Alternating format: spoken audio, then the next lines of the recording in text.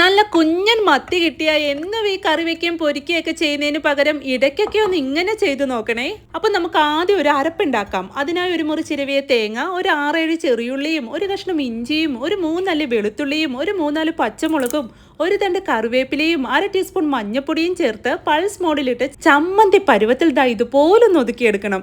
ഇനി ചട്ടിയിലേക്ക് കഴുകി വൃത്തിയാക്കി വെച്ച മീനിട്ട് കൊടുത്ത് ഒതുക്കി വെച്ച തേങ്ങാരപ്പും ചേർത്ത് പുളിക്ക് ആവശ്യത്തിന് കുടംപുളിയും ഇട്ട് കൊടുത്ത് കുറച്ച് കറിവേപ്പിലയും ആവശ്യത്തിന് ഉപ്പും ചേർത്ത് കൈ വെച്ച് ഈ അരപ്പൊക്കെ നല്ലപോലെ മീനിലേക്ക് തിരുമ്മി പിടിപ്പിച്ചെടുക്കണം.